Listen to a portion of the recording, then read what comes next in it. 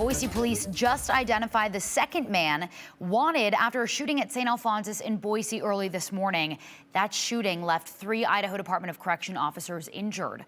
One of the men, an escaped inmate, was originally identified after that shooting. Police now say this man, Nicholas Umphenour, is also suspected of being involved in the attack. Both men are considered armed and dangerous. Our Jude Binkley has been following the story for us all day. Jude, what's the latest? Morgan, Boise police say they don't know where these suspects are or where they're going, but they don't believe the suspects are a danger to the public unless they're confronted. So Boise police is asking anyone to call 911 if they see this man, 31-year-old Skylar Mead. He's a documented gang member with the Aryan Knights and serving a 20-year sentence. As Morgan mentioned, we just learned the name of the other suspect in the shooting. His name is Nicholas Umphenour.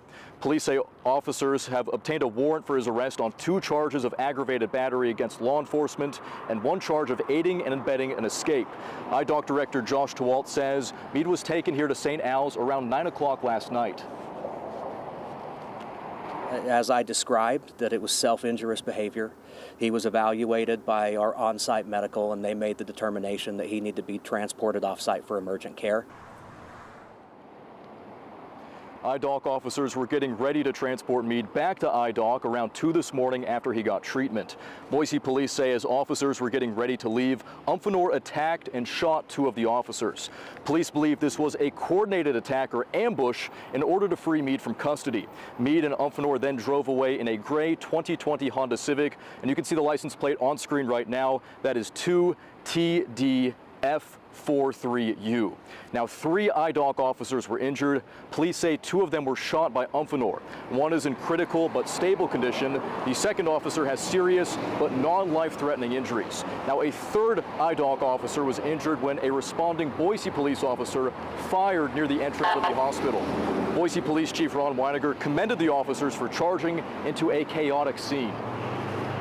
I personally am thankful for officers who are willing to run towards the sound of gunfire and be willing to face any challenge and any threat, regardless of the risk to their personal safety.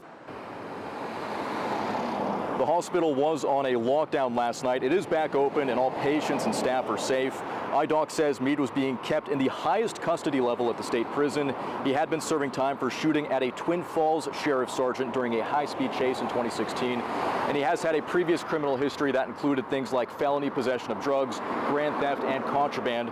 Morgan, again, police say these suspects are armed and dangerous. And if you have any info or if you see them, police say don't approach them, but call 911 or Ada County Dispatch. That number is on your screen. It is 208-377-6970. Back to you.